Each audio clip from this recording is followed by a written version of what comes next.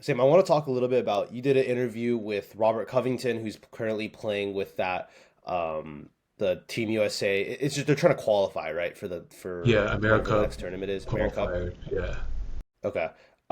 Yeah, what did you kind of get from that interview? Yeah, I just kind of talked to him. I think it was a good 20-minute convo I had with him. He was on the bus after practice. Just kind of really just wanted to talk to him about mostly like why he wasn't on the team. I didn't really bring it up. He just kind of started talking about it. He was like, he said he was like kind of confused and kind of disappointed that no one really contacted him over the summer to gauge his interest to be on a team. Um, I mean, honestly, I feel like he can still play. He didn't really play the last couple of years with the Clippers and the Sixers for a bit last year. Um, I think he was kind of in a way he felt like he still had a lot of left in the tank, and teams were giving him a chance. And he was very disappointed with the Clippers in the sense that he wasn't better utilized.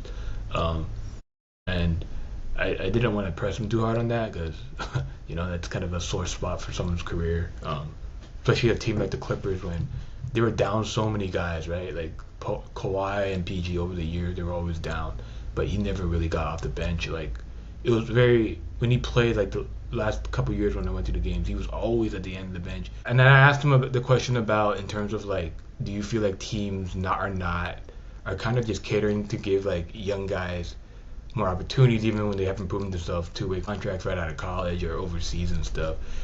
I feel like he didn't want to say like adamantly yes because I asked the same question to like older retired players and they're very like so much in the camp of like yeah like they need to get more veterans on teams but maybe Rocco didn't want to kind of upset teams in terms of maybe potentially giving him a chance down the road so he gave he said like yes and no and stuff um, but I feel I could tell like he kind of agrees with it. There's a lot of these guys.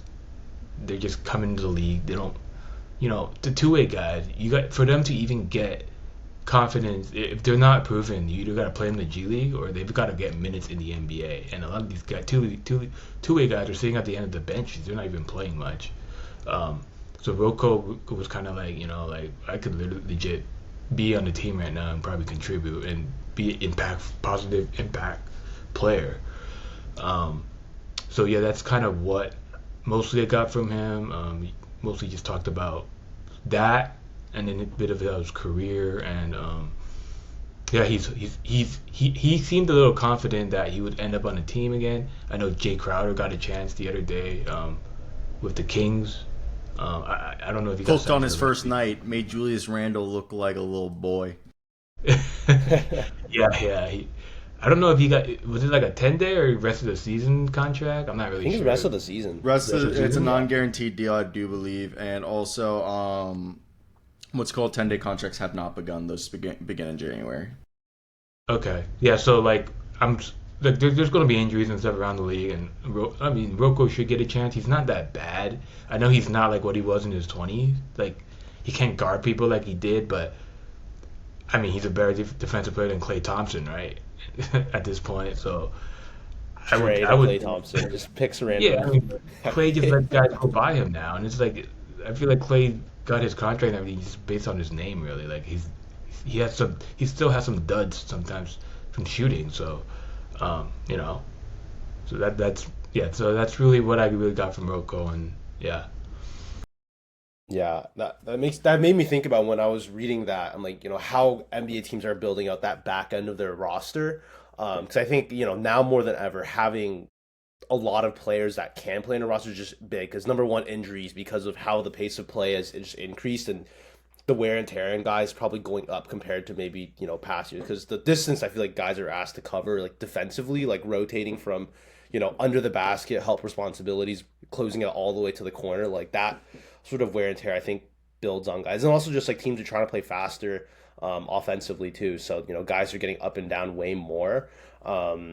So which is why I think it feels like there's just so many injuries now. But yeah, I was trying to think of some like current vets, right, or NBA teams that kind of have those, Udonis Haslam type vets that not are not really playing, but in theory are providing some value to a locker room. So the names I remember now are is Taj Gibson, who's on the Hornets. Garrett Temple, who's on the Toronto Raptors, James Johnson on the Pacers. I don't know if you guys can think of any more besides those three. I can't off the top of Um, my You head, said but Taj is there Gibson already, anyone? right? Taj Gibson, yeah. Yeah. I guess you would say Steven Adams technically in Houston. Yeah, but Yeah, I think he's still expected to be like their backup center when he's back though. Yeah, I know, but like, okay, yeah, I guess that one. I'm trying to is think. Gary Temple on? Is there someone on the Magic?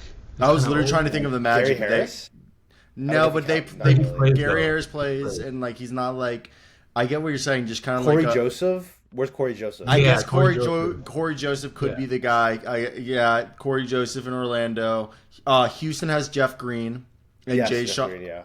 and All then you need to do is look at NBA Players Association, look at their executive committee, and usually that list a lot of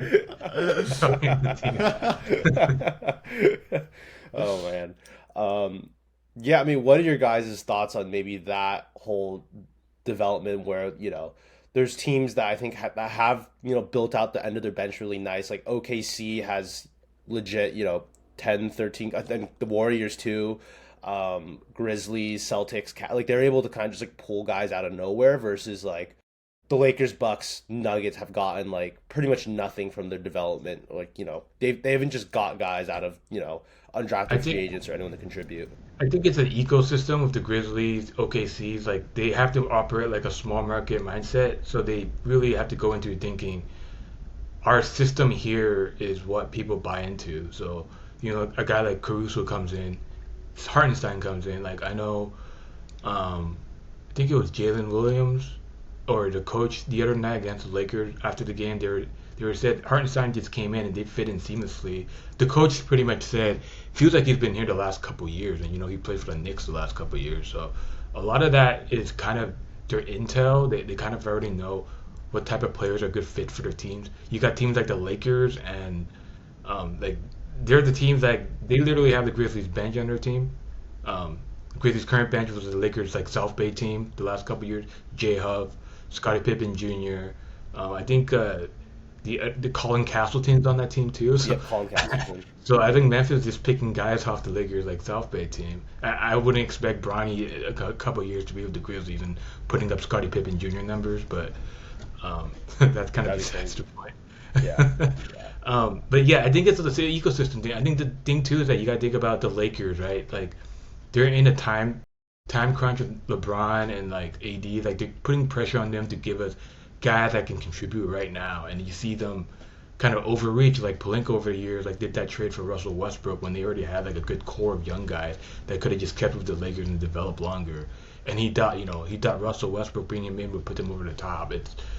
It's like they're operating on different mindsets, and like small market teams have more patience with guys. Like they can kind of tinker stuff and try things out and not get as much pressure from the media and fans, right? But you got franchises like the Lakers and the Warriors. They have to kind of figure it out. You got to win now. Like the Warriors have lost for four in a row now, right? A week ago, it was all rosy for them. Like, oh, it looks like they're a legit contender. Now everyone's like, oh, are they a playing team now? Like, that's all like some on Twitter. People are like, oh, Steph Curry, should he retire and stuff? Like that's not serious stuff. But it's just like a lot of this pressure from fans and stuff. It's just not. It's very different. Working for it would be good to kind of get perspective from guys that work with the Lakers or the Warriors, and then guys that work with like the Magics, the Grizzlies, the OKCs and stuff. So yeah. Yeah, I agree with going off of you right there. Is that I do think it's these vets that are helping out the young guys, but I think those guys aren't playing, but I think it's kind of if you remember Juwan Howard, his last few years in the NBA, he literally just wore a suit on the sideline for the Miami Heat, and he was a player coach. And I remember speaking over the last 2 years on the circuit that there aren't any more player coaches, and that the Ty Corbins, the Kevin Willis, the guys who were playing to their early 40s and just little to no minutes, but basically being that middleman between coach and player as they could like kind of like a Udonis Haslam, and I think that's part of the reason why Haslam had such a long career, and I think we're starting to see that come back, especially with AAU, college basketball, and lower levels of American basketball not fundamentally preparing players for the NBA.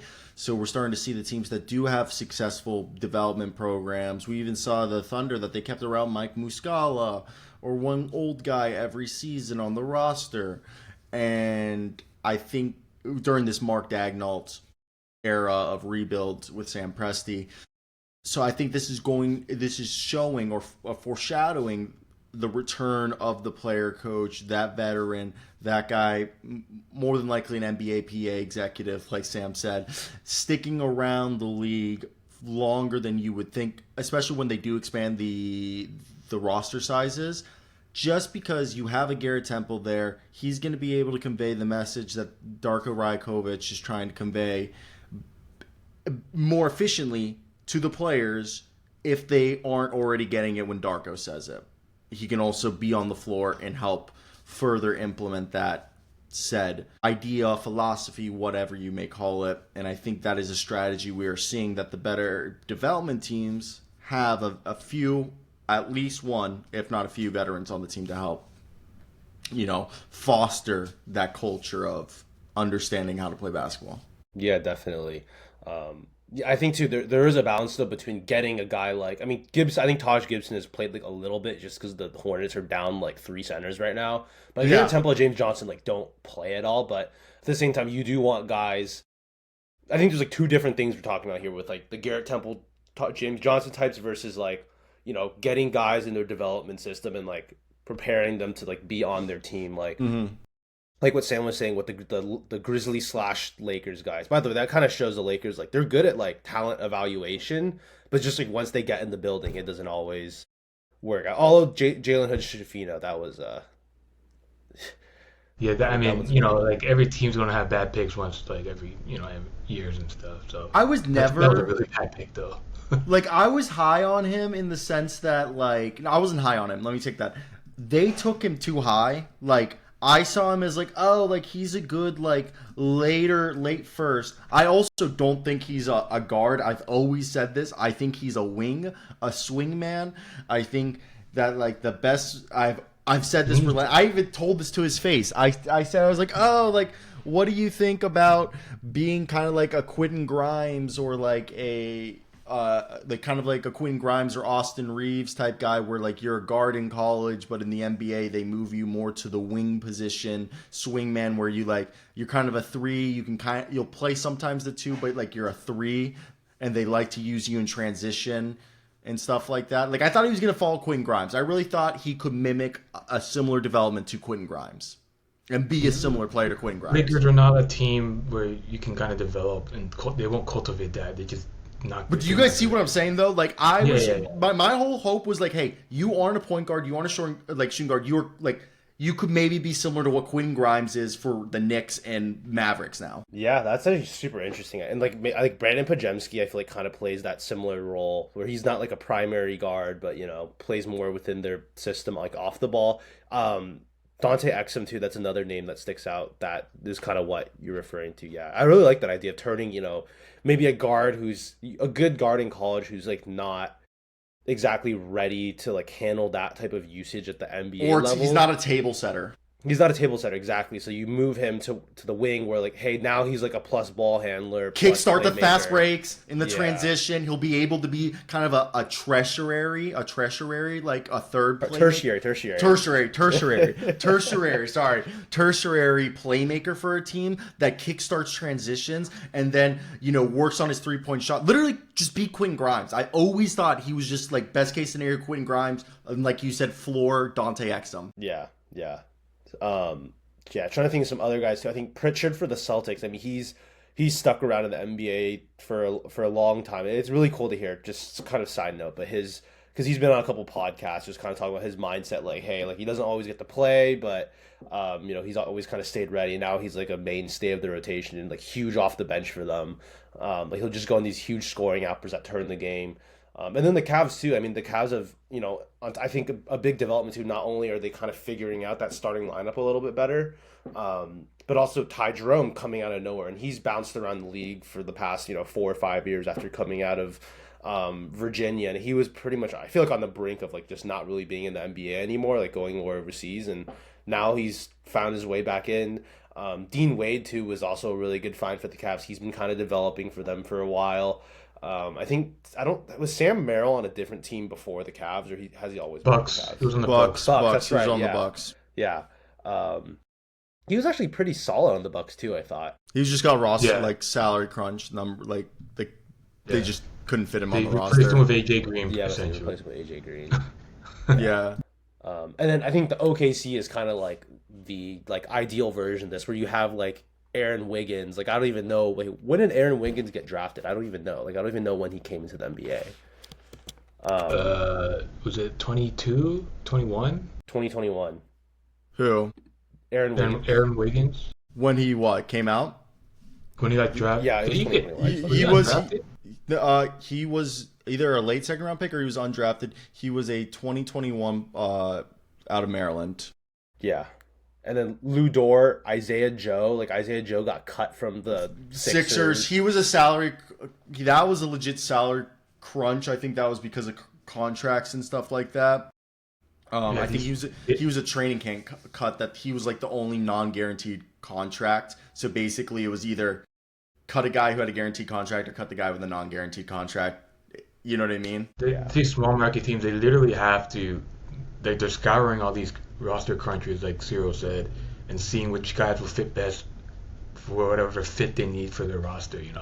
Because they can't pay, they're usually not in the luxury tax and stuff, so they're trying to find like the cheaper guys. Like Tyrese Martin is a guy Tyrese like Martin, yeah. for the Nets. Yeah. He's a guy that like I've literally told Scott this past offseason. I was like, look, this is like a guy that if there were expansion, he'd be part of the off the bench rotation for the 31st or 32nd team in the NBA. But because there isn't, he has to be on a two-way. But this guy, every time he plays in the G League, he's like one of, if not the best G League player. He's basically averaged 27-5 or 27-3 in the G for like the last 2 or 3 years. And then when he plays in the NBA, he puts up numbers. But there's tons of guys like that they basically have to wait 2 or 3 years on a two-way till somebody phases out of the NBA or gets hurt, and then they get their opportunity, kind of like an Aaron Wiggins, Kenrick Williams, and then or Duncan Robinson, and then they convert on that, capitalize on that. Yeah, like a guy you probably want to keep an eye out who could like arguably be the next white boy shooter. I've said is Riley Minix for San Antonio. Yeah, I saw that guy dribble the basketball off his foot in Portsmouth, but the guy has one of the most beautiful shots I've ever seen. Yeah. But I mean, what's stopping like Boston's a big market team, and they're still, let's see. Neemias- Jordan Walsh they is got- all right. Neemias Keita, Peyton They took him from the Pritchard, Kings, and the Sam Kings had. Hauser. So they did it with Neemias Queta. Neemias Queta was a guy that I've loved since Utah State, and I've never understood why the Kings were having Alex Lynn and I forget who it was, whoever else besides Domas in front of Queta was on a two-way for like 2 years, and then eventually roster crunch happens. They cut him. And Celtics were the team that picked him up as soon as he cleared waivers of the two-way. They gave him like a non-guaranteed multi-year deal. Or no, they picked him up on a two-way and then signed him to at the end of the year before the playoff run to a non-standard. So I think teams are just looking. It's a lot of these guys. It's the roster crunch.